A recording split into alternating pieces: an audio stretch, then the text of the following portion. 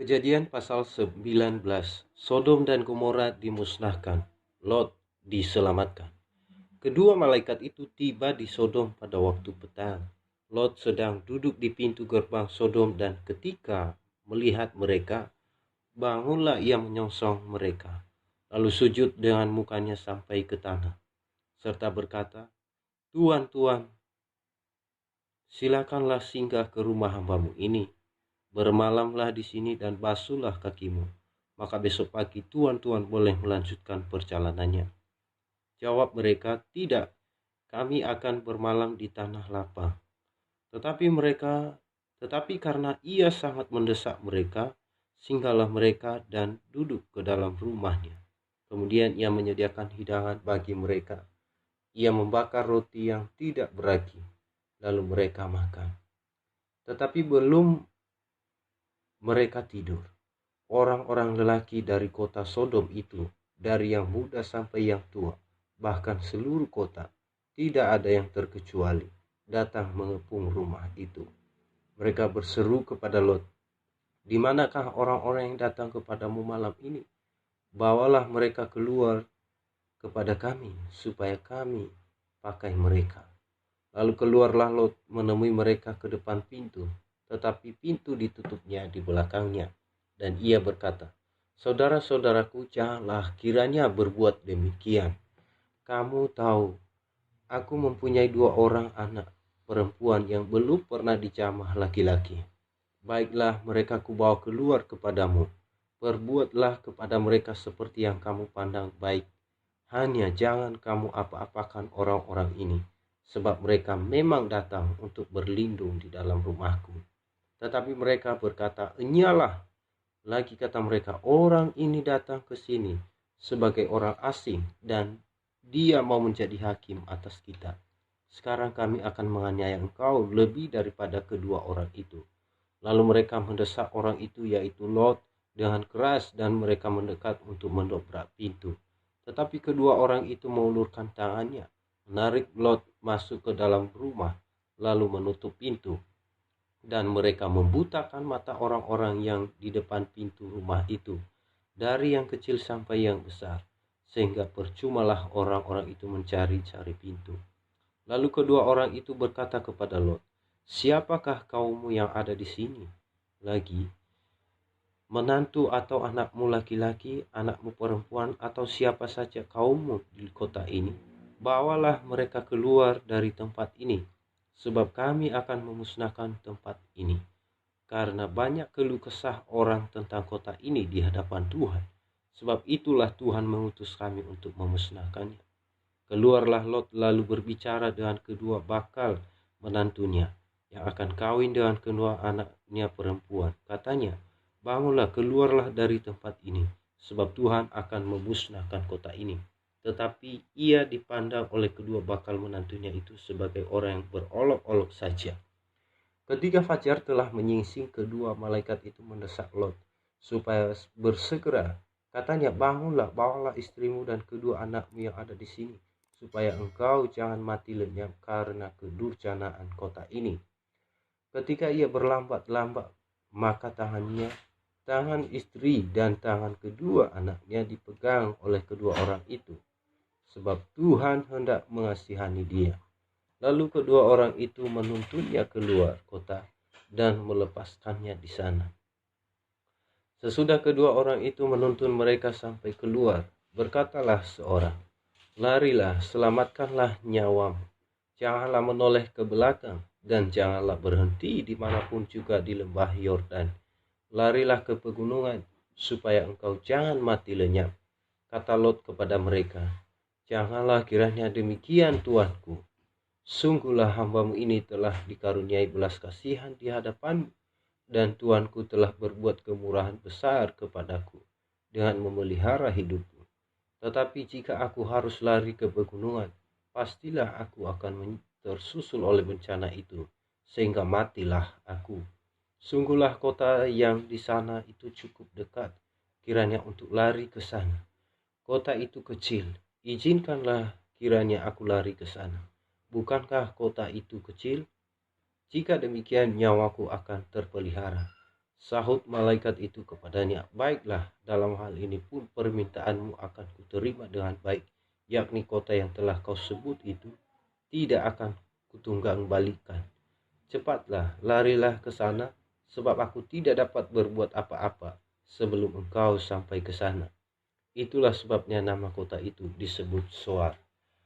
Matahari telah terbit menyinari bumi ketika Lot tiba di Zoar.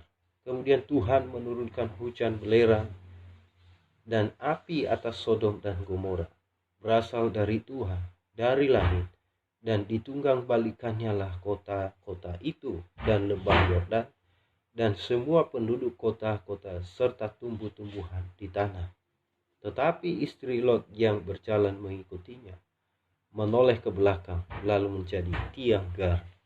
Ketika Abraham pagi-pagi pergi ke tempat ia berdiri di hadapan Tuhan itu dan memandang ke arah Sodom dan Gomora serta ke seluruh tanah lembah Yordan, maka dilihatnya Allah asap dari bumi membumbung ke atas sebagai asap dari dapur peleburan. Demikianlah pada waktu Allah memusnahkan kota-kota di lembah Yordan dan menunggang balikan kota-kota kediaman Lot. Maka Allah ingat kepada Abraham, lalu dikeluarkannya lah Lot dari tengah-tengah tempat yang ditunggang balikannya itu. Lot dan kedua anaknya perempuan. Pergilah Lot dari Zoar dan ia menetap bersama-sama dengan kedua anaknya perempuan di pegunungan, sebab ia tidak berani tinggal di Zoar. Maka diamlah ia dalam suatu gua beserta kedua anaknya. Kata kakaknya kepada adiknya, ayah kita telah tua dan tidak ada laki-laki di negeri ini yang dapat menghampiri kita, seperti kebiasaan seluruh bumi. Marilah kita beri ayah kita minum anggur, lalu kita tidur dengan dia, supaya kita menyambung keturunan dari ayah kita. Pada malam itu mereka memberi ayah mereka minum anggur, lalu masuklah yang lebih tua untuk tidur dengan ayahnya, dan ayahnya itu tidak mengetahui ketika anaknya tidur dan ketika ia bangun. Keesokan harinya berkatalah kakaknya kepada adiknya, tadi malam aku telah tidur dengan ayah, baiklah malam ini juga kita beri dia minum anggur. Maksudlah engkau untuk tidur dengan dia, supaya kita menyambung keturunan dari ayah kita. Demikianlah juga pada malam itu mereka memberi ayah mereka minum anggur. Lalu bangunlah yang lebih muda untuk tidur dengan ayahnya, dan ayahnya itu tidak mengetahui ketika anaknya itu tidur dan ketika ia bangun. Lalu mengandunglah kedua anak Lot itu dari ayah mereka. Yang lebih tua melahirkan seorang anak laki-laki dan menamainya Moab. Dialah bapa orang Moab yang sekarang. Yang lebih muda pun melahirkan seorang anak laki-laki dan menamainya Ben-Ami. Dialah bapa Bani Amon yang sekarang. Pasal 20. Abraham dan Abimelek. Lalu Abraham berangkat dari situ ke tanah Negeb, dan ia menetap antara Kades dan Siur. Ia tinggal di Gerar sebagai orang asing. Oleh karena Abraham telah mengatakan tentang Sarah istrinya, dia saudaraku, maka Abimelek raja Gerar menyuruh mengambil Sarah. Tetapi pada waktu malam Allah datang kepada Abimelek dalam suatu mimpi serta berfirman kepadanya, engkaulah harus mati oleh karena perempuan yang telah kau ambil itu, sebab ia sudah bersuami. Adapun Abimelek belum menghampiri Sarah. Berkatalah ia, Tuhan, apakah engkau membunuh bangsa yang tak bersalah? Bukankah orang itu sendiri mengatakan kepadaku, dia saudaraku, dan perempuan itu sendiri telah mengatakan, ia saudaraku. Jadi hal ini kulakukan dengan hati yang tulus dan dengan tangan yang suci. Lalu berfirmanlah Allah kepadanya dalam mimpi, aku tahu juga bahwa engkau telah melakukan hal itu dengan hati yang tulus, maka aku pun telah mencegah engkau untuk berbuat dosa terhadap aku. Sebab itu aku tidak membiarkan engkau menjamah dia. Jadi sekarang kembalikanlah istri orang itu, sebab dia seorang nabi. Ia akan berdoa untuk engkau, maka engkau tetap hidup. Tetapi jika engkau tidak mengembalikan dia, ketahuilah, engkau pasti mati, engkau dan semua orang yang bersama-sama dengan engkau."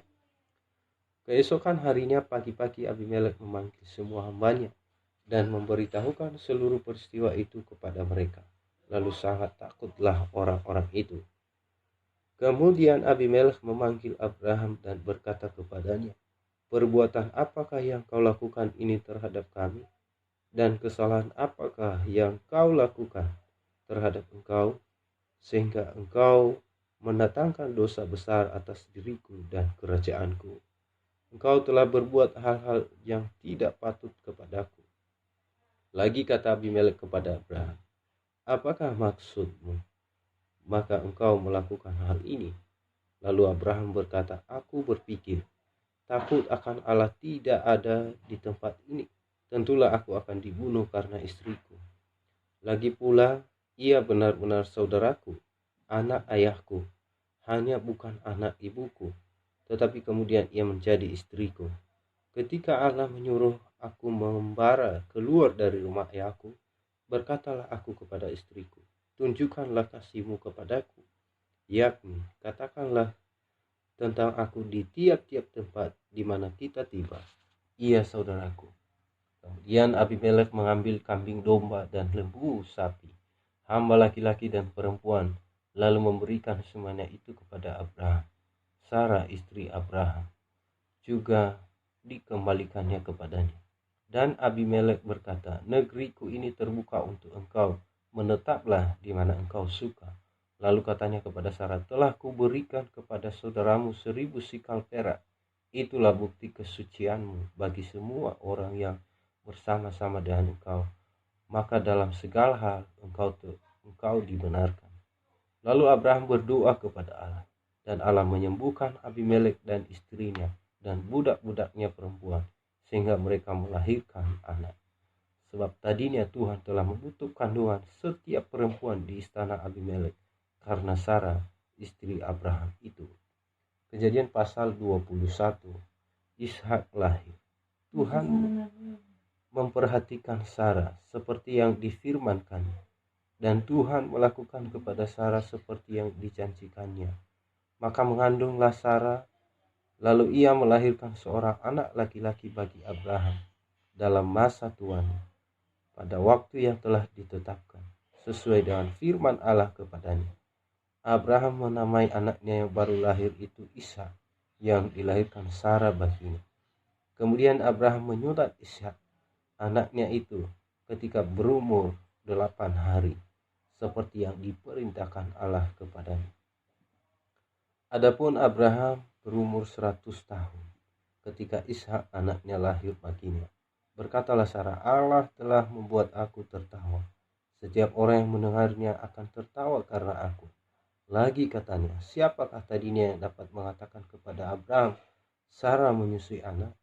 Namun aku telah melahirkan seorang anak laki-laki baginya pada masa tuanya."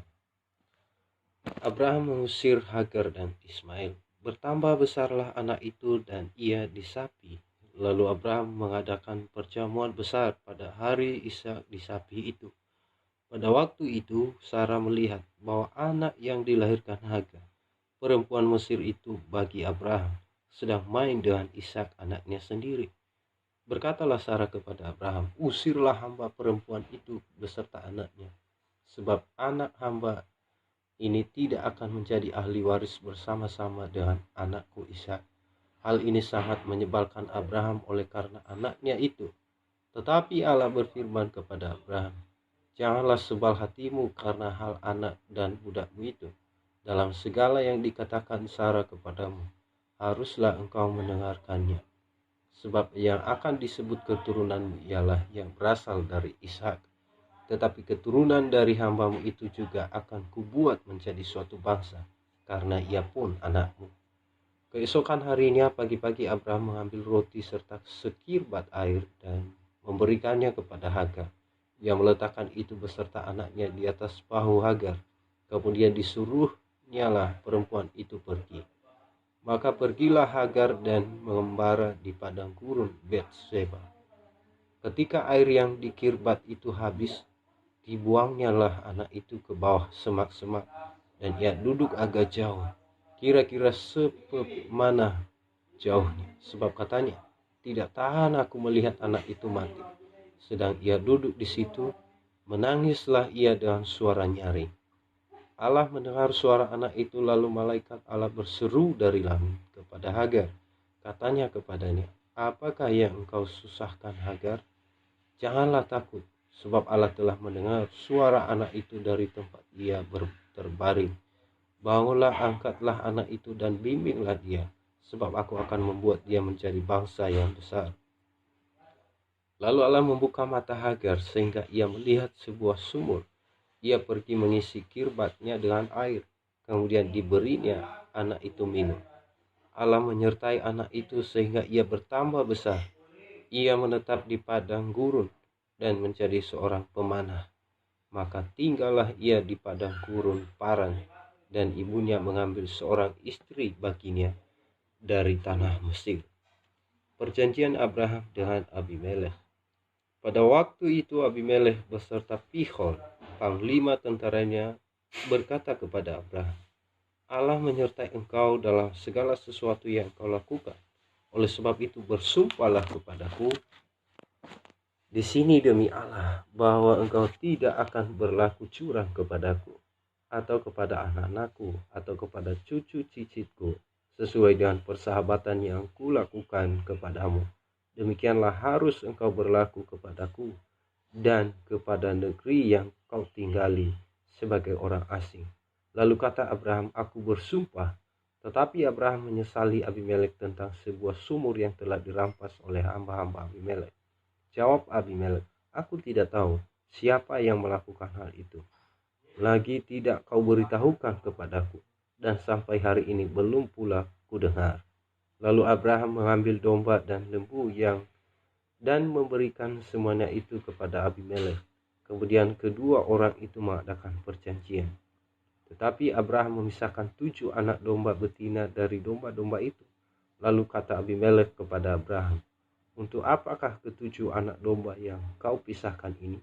Jawabnya, ke-7 anak domba ini harus kau terima dari tanganku untuk menjadi tanda bukti bagiku bahwa akulah yang menggali sumur ini.